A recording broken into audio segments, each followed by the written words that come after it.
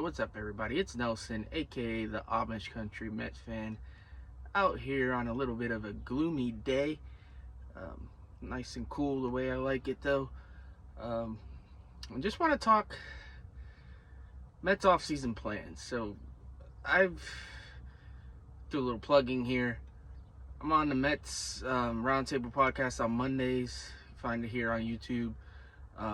Also, the Interstate Mets Report used to be Tuesdays and Fridays. Right now, we're doing it mainly Fridays. So check us out there. On both of those shows, I've kind of laid out my little bit of my plans. But for those that may not have watched or would rather just watch me one-on-one, I'm going to lay it out here for you today. Basically, let's start with the obvious. Like Shohei Ohtani, Juan Soto, Yamamoto, all these big names obviously are dreams. Do I think the Mets, quote unquote, kick the tires on Ohtani? It wouldn't surprise me. It would almost be likely. Do I think he comes here at the end of the day? No. Do I think a Juan Soto trade is likely? No. Even if it is, do I think one to the Mets is likely? Not really. If you listen to David Stearns speak, a little bit that he has spoken, doesn't really seem too keen on trading prospects. Now, that doesn't mean something presents itself and it ain't going to happen, but it just seems like selling the farm for a guy like Soto may not be in the cards. Now, I'll get into different ideas and why maybe that could change, but yeah, I think Soto is an interesting one, but I just don't see it. Yamamoto's the one guy, the one big ticket item that I do think we have a solid shot to get. Trying not to get my hopes up because that's like my number one free agent target, and I don't want to get my hopes up to the point where I'm disappointed if he doesn't come here. Problem is, the Mets payroll is already, if you add on the arbitration raises and all that, the Mets payroll is already going to be 250s range. That's without adding anybody. So I know Steve Cohen is Mr. Moneybags. The tax is what it is. He's probably going to have to pay it anyway. But he ain't going to want to live there forever. We all know this. And he's got to be smart about how he spends his money. So if somebody's coming over the top with a Yamamoto deal that just is way out of the stratosphere that we're thinking, then maybe he does go elsewhere. And that's okay. I feel like the Mets can still figure this offseason out without the big ticket guys. I know a lot of fans aren't going to love that. It's just my feeling that I think moves can be made to solidify this roster that don't have to be big name studs. Now, before I get into names, because I don't like to necessarily go with names, my ideal offseason involves strengthening the starting pitching rotation. We only have Senga and Quintana as locks. Peterson, if you haven't heard, just had surgery. Forget what it was for. But he's going to be out 6 to 7 months. So even if he was going to be a depth piece, at this point he's out till maybe June, July, who knows. So that's going to be, he's out. McGill, I don't know about you guys, I don't trust him. So to me, that, again, if we keep him as depth, fine, but I don't love him. The other guys, we got Budo, obviously. I think Lucchese's still going to be hanging around. But I don't think, none of these guys are guys you want to rely on. So we need to bolster the rotation. And if we do get Yamamoto, even if we don't, Senga might need a 6-man rotation anyway. But if we do get Yamamoto, then that's 2 guys that are probably that aren't accustomed to pitching on a normal schedule. So that's just another arm we need. So it's important to keep that in mind. Like, we have to stock up on arms. And then obviously the bullpen. The bullpen's important. We saw how Diaz going down affected this team last year. We saw the bullpen just be atrocious. We can't rely on the Drew Smiths of the world. He may still be around. I'm hoping not. I'm hoping you find maybe somebody willing to trade for him or something. But he's not the guy for me. And we need other guys. So starting rotation, bullpen. That's the biggest, first and foremost.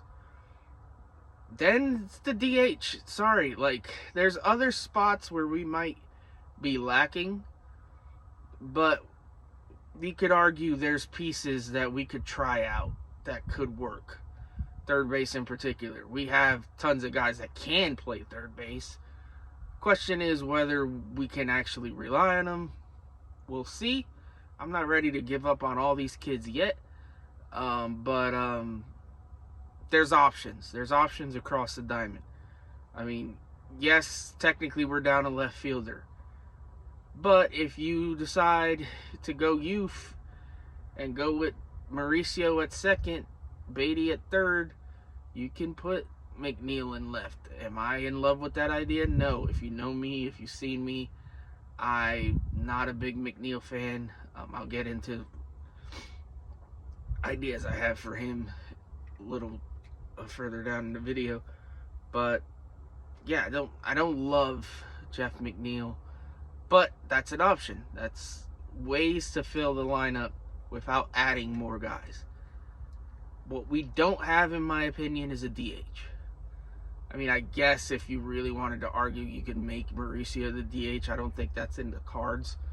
And again, he hasn't really, yes, he looked okay, but he hasn't proven anything. So you're relying on a lot of guys that haven't proven anything. Vientos, I'm sorry. Personally, I don't believe in Vientos.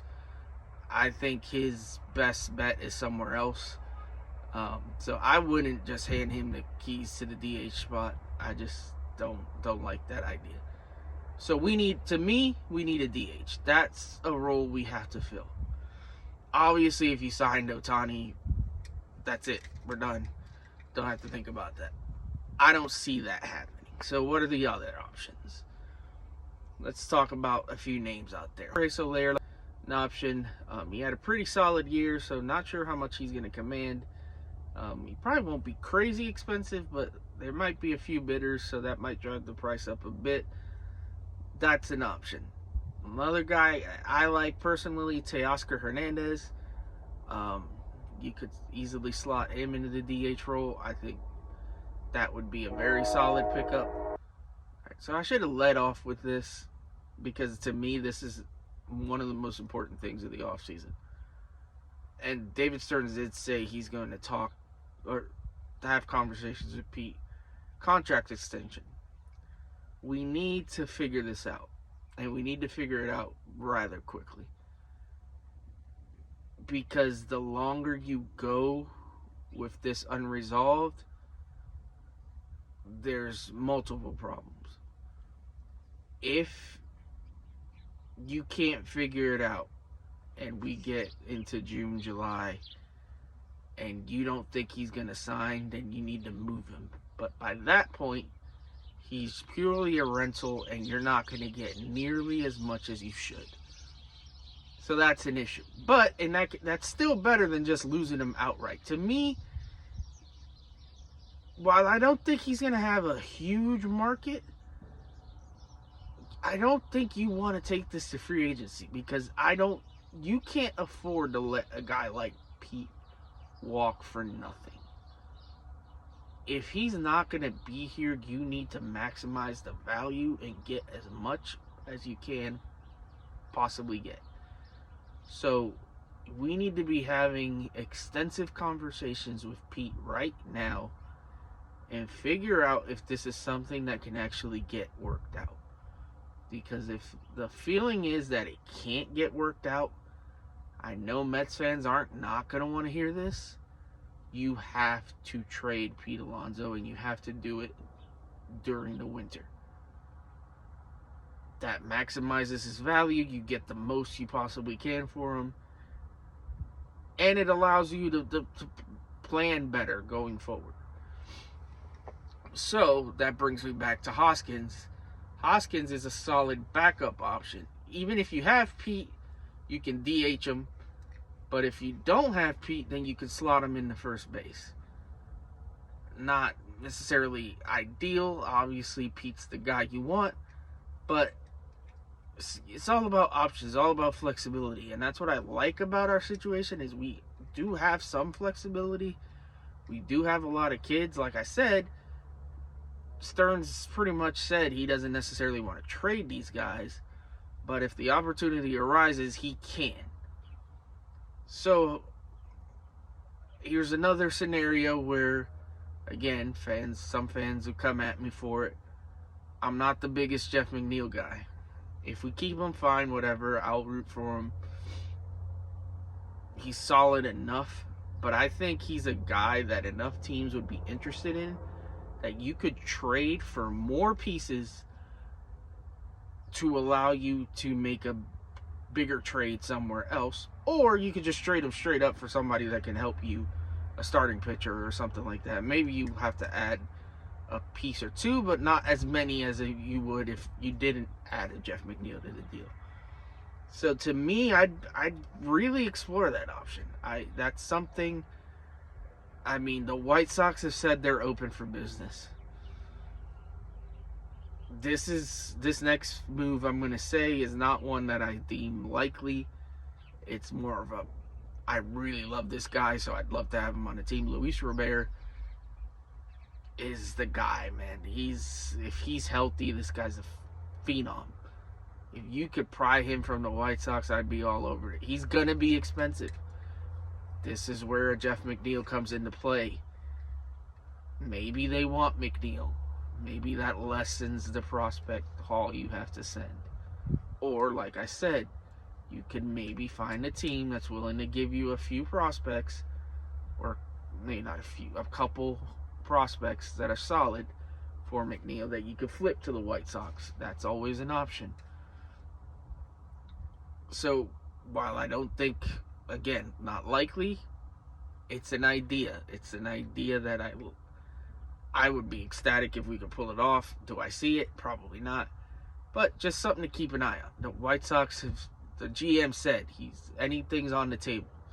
So it's a team you at least have to have a conversation with and figure out what it's going to take to get some of these guys. Maybe it's not Robert. Maybe it's Dylan Cease.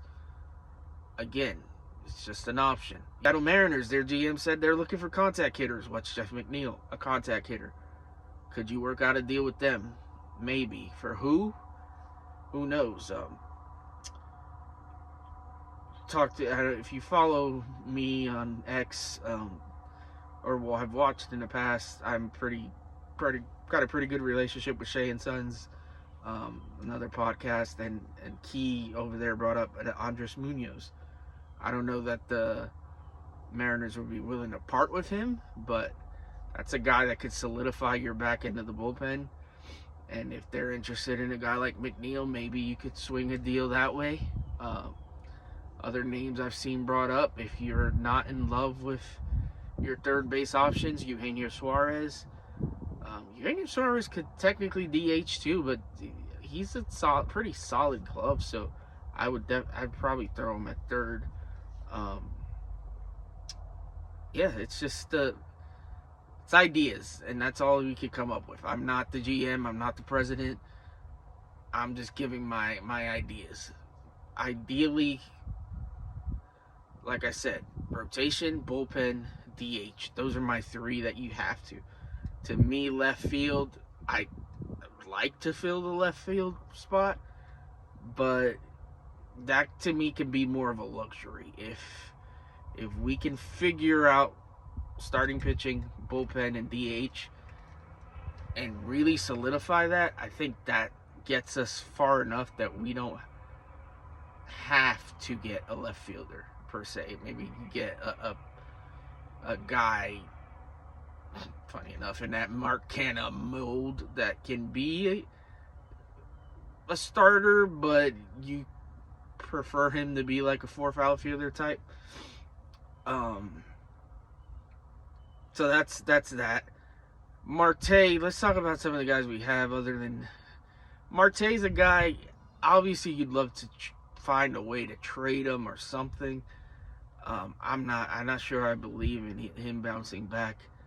And again, if that happens though, then you have technically 2 outfield holes. So that is a little bit of a concern. But you're not, given our payroll constraints, and to me it is a little bit of a constraint. I'm sorry, it is.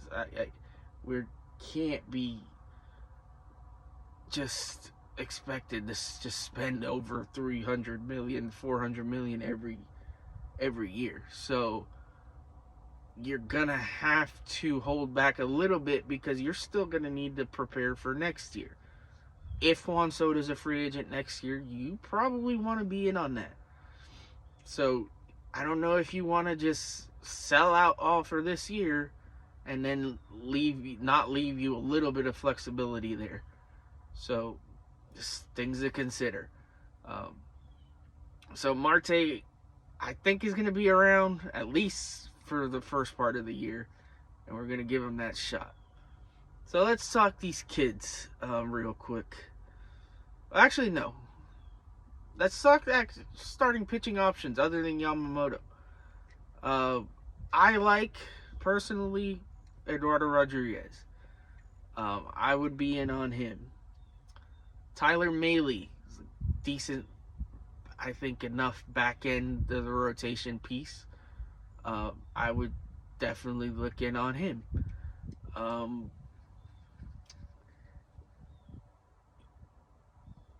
I don't think it's official that he's coming or going to be able to sign, but this Shota Imanga, I believe, from Japan, that's another interesting arm. Probably not going to cost as much as Yamamoto, also probably not as good as Yamamoto, but it's a guy to look out on. I'm trying to think of arms that are not going to break the bank. Yamamoto's probably going to break the bank. He's going to cost over 200 mil. I just think he's worth it. I think he's the kind of stud arm that you make that commitment to. But if he's not in the cards, then he's not in the cards. So you have to pivot. Now, even if we get Yamamoto, those other names I mentioned to me are still on the radar. Like, you have to solidify the rotation. You just can't go into next year with the lack of pitching that we have. So you have Senga, you have Quintana. If you slide in Yamamoto, you need at least 2 more arms probably. Maybe, although Stearns did say he's open to having competition for that last spot, whether it be the 5th spot or the 6th spot. So don't be surprised if we don't sign. I think he said he wants at least 2 starters. So to me, a Yamamoto and Eduardo Rodriguez would be great. If you add Mahle to the list, it's a solid 5 right there, and then you can let what you got battle it out for the last spot. I do believe in some of our minor league arms. I don't know that they'll be ready by opening day, but Mike Vassell seems solid. Christian Scott, that's my guy. That's my number 1 pitcher in the farm system to me. I know other guys share that opinion. I think he's going to be ready sometime this coming year, and I think he's going to be pretty solid. So that's a guy that you might be able to rely on, but again, probably not opening day. It's the problem. We have somewhat solid pitching prospects. The problem is none of them are quite ready. Like, they're getting close, but they're not there yet. So we're gonna have to get pieces that can kind of be like a stopgap. So it's just something to think about. So those are my ideal targets. If we can't get Yamamoto, I would, and I know what Stearns said, I'm not the biggest fan of trading away the prospects, but I would try to swing a deal for a top of the rotation starter. I'd rather go to that market than throw money at Snell or Nola. I'm not in love with either one of those dudes. Jordan Montgomery, I do like. I just think he pitched himself into a contract that he's not worth. I think he's going to get overpaid, and I don't want to be the team to overpay him. I hope that makes sense. Like, I do think he's good. I just think he's not good to the point that he's going to justify the contract he gets. So that's my opinion. Again, I could be wrong. Bullpen's a crapshoot, man. The bullpen is one of those things where, I mean, obviously bringing back Robertson is an idea. Ottavino already opted out. He's probably not coming back. Rayleigh is coming back. Diaz hopefully is healthy and ready to go. I'm not even going to give, like, names. There is, again, this is a long shot. David Bednar is a guy I love from the Pirates. The Pirates, you never know what they're going to do. I would at least have a conversation and see what that would take, because that would really solidify the back end of the bullpen. But again, that's not likely. The White Sox have a couple solid arms in their bullpen. I wouldn't be opposed, again, having that conversation with them. They're open for business, so let's see what we can work out. I do think you're going to see, like, those random guys that you sign on minor league deals that are going to battle it out. That always happens with these bullpens. Bullpen is such a volatile thing. Like, one guy can have a great year, and then the next year he can look absolutely awful. So I'm not the biggest fan of giving out huge bullpen contracts and this and that. I'd rather stick to 1 or 2 year deals and stick to cheaper deals if you can. But that's one of those things where I have to trust in Stearns. Stearns in Milwaukee, what he was able to do, he built very solid pitching staffs. And I have to have confidence and faith in him that he can do that here. He's got more resources. I feel like it's something he will be able to pull off. So, again, maybe if you're sitting here looking for like a set in stone plan, I don't want to be that guy, because not gonna lie, I don't want you to be able to look at me and say, oh, well, you said this, this, and this, and this, and this, and that. I don't want to hear that. Like, so I try to keep it a little vague, but I don't know what that was.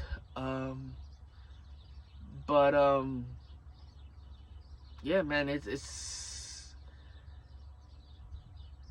gonna be an interesting offseason. Let's just say that. I'm excited for it. We'll see what happens. I do think we're gonna compete next year. I think regardless of what we do, and you might be a pessimist and say we're not gonna sign anybody and we're gonna be cheap and Stearns isn't gonna pay anybody. I don't think that's necessarily going to be the case. I think we're going to be, if I had to guess, we're going to be in a situation where we are opportunistic with the big ticket items. If an opportunity presents itself, we're going to try to be in on it. And in some cases, it's just going to be up to them. I don't think we're going to go like full cheap mode. I think we'll spend a solid amount, but we just have to be smart, man. That's all it is. We got to be smart. And I think David Stearns is a smart baseball guy. I think that The VP he brought in, I'm blanking on his name, but another smart baseball mind. Mendoza, from everything I've been hearing, like the more I hear about him, the more I think this guy can be good for us. So we'll see. We'll see what the coaching staff turns into. Obviously, Hefner is going to be back. This guy, he's made it through I don't know how many regimes now. Good for him. I guess they believe in him, obviously. That's my ideas. I'm sure I'll regurgitate a lot of this, and things will change. Like, depending on rumors and stories that come out, the more GMs come out and speak about their rosters and what they're willing to part with. Like, I might come up with a different idea. So don't hold me 100% to this. Like, things can change. Things always change. So, anyways, that's my spiel. Sorry for running long. I hope you watched this all. If you didn't, well, here's what it is. Please like, comment, and subscribe to the channel. Appreciate every one of you. Follow me on X at Amish Country Met if you have an X account. I do a lot of posting there and trying to get that going. So follow me there. I'll be back probably Friday with the Interstate Mets report with my guy Chris. So please check that out. And yeah, let's go Mets.